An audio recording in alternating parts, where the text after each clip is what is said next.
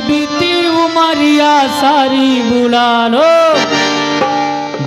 लो वृंदावन गिरधारी, बुला लो वृंदावन गिरधारी, बुला वृंदावन गिरधारी।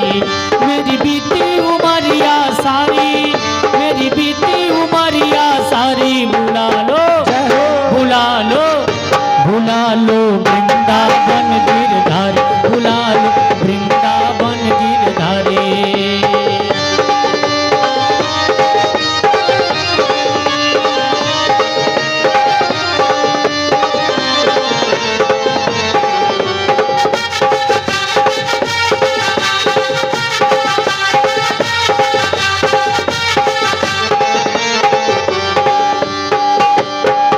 कोई पागल है बेटे नारी का, कोई पागल धन और दौलत का, कोई पागल है धन दौलत का, कोई पागल बेटे नारी का। सच्चा पागल वो है, सच्चा पागल वो है जो पागल बांके बिहारी का, जो पागल बांके बिहारी का। मेरी बीती उमरिया सारी, मेरी बीती उमरिया सारी बुला लो वृंदावन गिरधारी, बुला लो वृंदावन गिरधारी।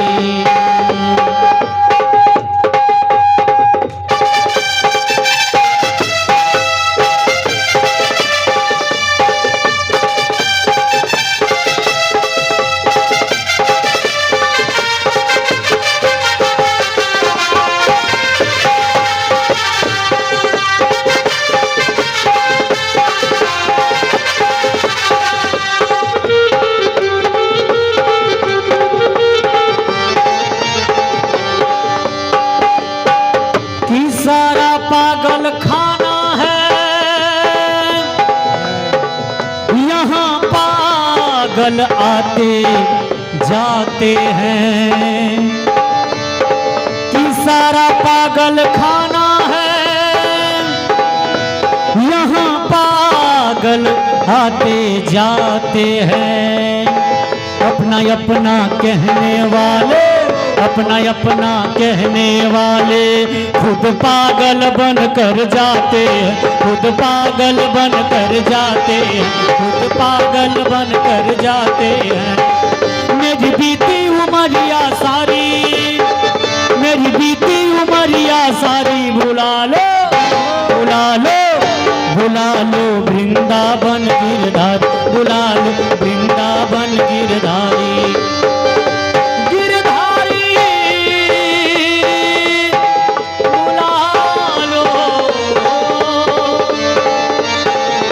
बुला लो वृंदावन गिरधारी, बुला लो वृंदावन गिरधारी, बुला लो वृंदावन गिरधारी, बुला लो वृंदावन गिरधारी। बोलिए वृंदावन बिहारी लाल की। बड़े सुंदर तरीके से भगवान के पास आए दिन ये गोपियां एक से एक बहाना लेकर ब्रजवासियों के साथ लल्ला भगवान का दर्शन करके बड़े प्रसन्न होकर दिन भर व्यस्त रहती है अपने काम में। पर भगवान दिन भर गौचारण के लिए चले जाते हैं ब्रजवासी सखाओं के साथ। अब ये गोपियों का समय कैसे बीते, हर चीज की आदत होती है ना। जिसको मोबाइल खेलने का आदत हो गया, मोबाइल के बिना दम घुटती रहता है। जिसको गप करने का आदत है, बिना गप के काम नहीं चलता। कि जिसको खैनी चुनना चुनौती का आदत है, खैनी के बिना नहीं रह सकते। पुरिया का आदत है, पुरिया से स्मैक खाता है, स्मैक। खराब आदत है तो वो भी उसी में व्यस्त है। जो अच्छा आदत है तो अच्छी आदत में लगे रहते हैं। अब ये गोपियों का तो तन मन धन ये रच पच गए थे। भगवान की बाल लीला को देख सुन करके आनंदित रहती थी। भगवान के बिना इनका दिन बीतना बड़ा मुश्किल हो जाता था। तो समय कैसे बिताएं, तो आपस में ये गोपियां इकट्ठी हो जाती हैं और भगवान के चिंतन करने लग जाती है। और चिंतन करते करते मन से ही भगवान के पास ये चली जाती हैं। इसी को भागवत में वेणु गीत कहा गया। ये गोपियां आपस में बैठ कर के चर्चा कर रही है कि हमारे प्रभु की बांसुरी कैसी बजती है। देखिए आप सत्संग के भाव से यदि देखें, सत्संग की दृष्टि से, ये गोपियां जन्म जन्मांतर की योगिनी तपस्विनी है, भक्ति न है। और ये मानस जप और मानस ध्यान के बाद जो दृष्टि योग, प्रकाश और शब्द की बात होती है, जो बांसुरी की धुन, मुरली की धुन और नाना प्रकार के अनहद ध्वनियां जो साधक सुनते हैं, तो किसी न किसी रूप में ये गोपियां उसी ध्वनि का वर्णन नाद की बखान कर रही है। वेणु नाद, मीठी मुरली सुने सुरत के कान से, अरे हाँ में ही बड़ा कोतूहल होए ध्वनि के ध्यान से। मुरलिया बाज रही सुने संत धरि ध्यान, सो मुरली गुरु मोहि सुनायो, लगो शब्द को बान।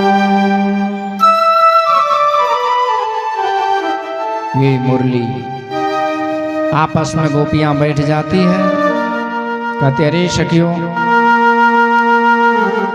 जब हमारे प्यारे श्याम सुंदर दाऊ भैया के साथ, ब्रजवासियों के साथ जब इस वृंदावन में प्रवेश करते हैं ना, और मैया यशोदा जो सुंदर श्रृंगार कर देती है दोनों के, ये दोनों ऐसे सुंदर दिखने में लगते हैं कि मानो कोई नटवा नट रंगमंच पर अभिनय करने के लिए प्रस्तुति दे रहा हो।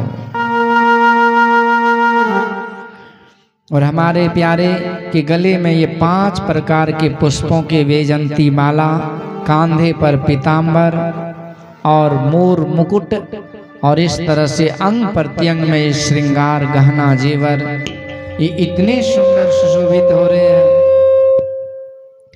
कि मानो कि जिन्होंने इनका दर्शन किया तो उन्होंने आंख पाने का लाभ ले लिया। वरहा पीरम नटवर बपुः कर्णयो कर्णिकारम, विभ्रदवासम कनक कपिशम वैजयंतीं च मालाम्।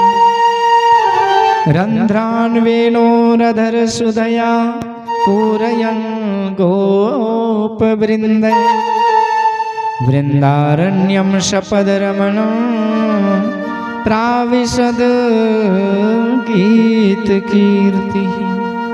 हमारे प्यारे जब सज धज के जाते हैं और गीत कीर्ति का गान जब ये ब्रजवासी करने लग जाते हैं, तो मानो कि सारी प्रकृति भगवान के दरस परस करके आज प्रसन्न हो जाते हैं। एक ने कहा इस बांसुरी को देखो, जिसको भगवान सदैव अपने अंग संग में लगाए रहते हैं, आखिर इसमें क्या विशेषता है? भगवान कहते हैं इस बांसुरी में कुछ नहीं है, इसीलिए ये मेरे पास है। अर्थात ये हृदय से साफ है। तो जिसके अंदर विकार है, नाना प्रकार की आकांक्षाएं, इच्छाएं हैं, तमन्नाएं हैं दिल में, वो कहाँ साफ है? एक दिल लाखों तमन्ना, उस पर भी ज्यादा हविस फिर ठिकाना है कहाँ उसको बिठाने के लिए। ये बांसुरी साफ है हृदय से, भीतर से, बाहर से, इसलिए भगवान इसको अपने संग में लगाए हुए। एक ने कहा ये बांसुरी का भाग देखो कि भगवान इसको किस तरह सेवा दे रहे हैं। होठ रूपी तकिया और अपनी उंगली से मानो इस बांसुरी का चरण दबा रहे हैं। और देखो ये बांस वृक्ष को, ये इस बात से आज अपना खुशी जाहिर कर रहे हैं, इजहार कर रहे हैं, खुशी को प्रकट कर रहे हैं कि उनके वंश में तो कोई ऐसा हुआ जो भगवान की सेवा में लग गया। एक ने कहा देखो गोपियों, हमारे प्यारे की जब बांसुरी बजती है ना, तो तीनों लोकों में ये बांसुरी की धुन गुंजने लगता है। तो वो स्वर्ग लोक में, अमरावती में, जहाँ देवराज इंद्र, वरुण, कुबेर, यक्ष वायु अग्नि बड़े बड़े देवता लोग जिस अमरावती में बैठे रहते हैं, स्वर्ग के अमरावती में, और जहाँ बड़ी बड़ी अप्सराएं नृत्य करती रहती है, रंभा उर्वशी मेनका तिलोत्तमा, ये सारी अप्सराएं गंधर्वियाँ के साथ, गंधर्वियाँ जो गा रही है और गंधर्व जो बजा रहे हैं साजबाज, और ये अप्सराएं जो नृत्य करती रहती है। जब प्यारे की बांसुरी सुनती है ना, तो ये अप्सराएं नाचना भूल जाती हैं, ताल मात्रा कट जाता है, और वहां से खिड़की से झांक करके नीचे मृतलोक में देखती है कि ऐसे बांसुरी बजाने वाले कौन हैं। जब वो जमुना किनारे बांसुरी बजाते बांसुरी वाले को देखती है, तो ये अप्सराएं सुध बुध खो देती है, और इसके केस के गुथे हुए पुष्प देखो टूट टूट करके गिरने लगता है। मानो इस बहाने ये गोपियां, ये अप्सराएं अपने आप को भगवान के चरणों में न्यौछावर कर देती है। धन्य है ये गोपियां, धन्य है ये अप्सराएं।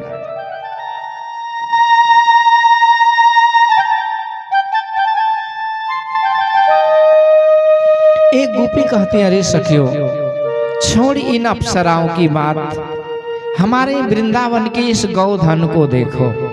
ये गौ माता, ये प्यारे की बांसुरी बजती है ना, ये कान संभाल लेती है, ध्यान पूर्वक वेणु नाद को सुनने लगती है, और वो नाद जब इसके हृदय में आता है तो संपूर्ण अंग प्रत्यंग इसका रोम रोम रोमांचित हो जाता है।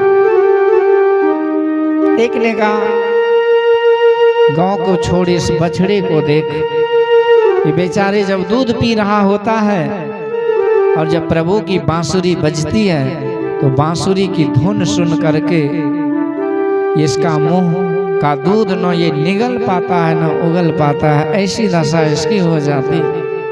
एक ने कहा, ये तो हमारे गोधन है,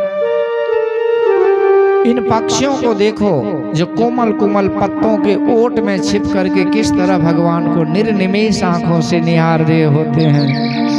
ये बड़ी बड़ी आंख वाली ये मिर्गी को देखो, बिना पलक झपकाए भगवान का दर्शन कर रहे हैं।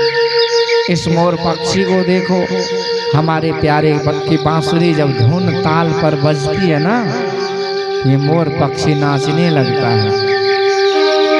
आज भी आप देखेंगे कि जब बादल लगता है तो मोर पंख फैलाता है, यानी उसे वही घनश्याम की याद आती है।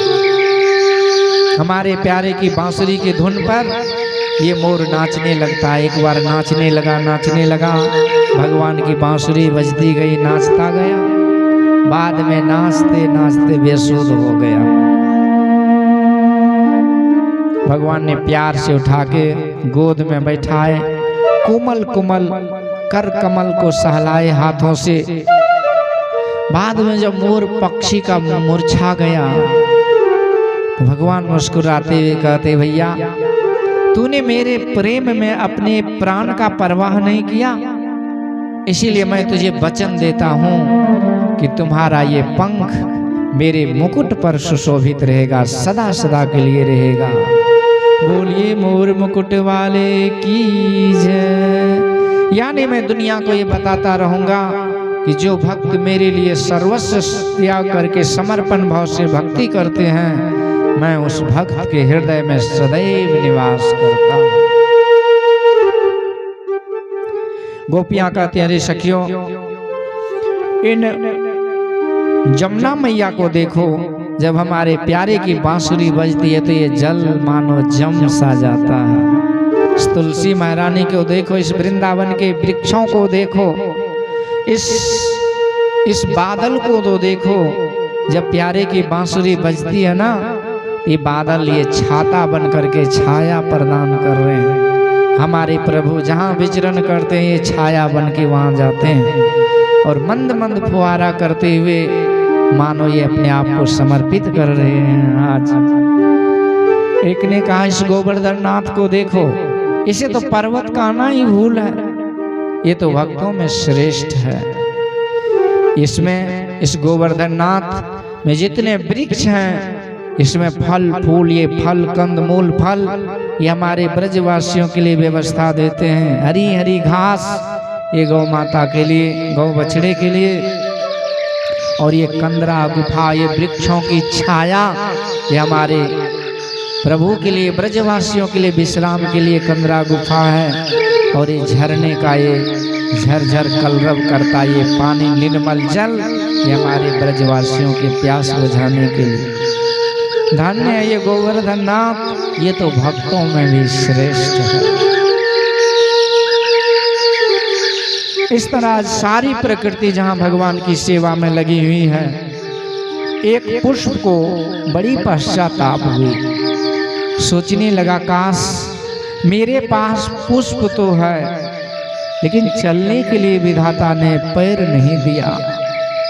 यदि मेरे पास पैर रहता तो मैं भी चल करके प्यारे के चरणों में अपना पुष्प समर्पित कर पाता। इस तरह पश्चाताप की अग्नि में जल रहा था वो पुष्प वृक्ष। पर भगवान भावग्राही, प्रेरणा हुई प्रभु की, वायु का झोंका आया और पुष्प वृक्ष से पुष्प टूट करके जमुना जी में गिरा। और जमुना मैया का वो जल का प्रवाह पुष्प को बहाते जमुना किनारे बांसुरी बजाते श्याम सुंदर के चरणों में चढ़ा दिए। और सारे पुष्प भिक्षावली झूम झूम करके भाव भक्ति प्रकट किए। बोलिए बंसी वाले की जय।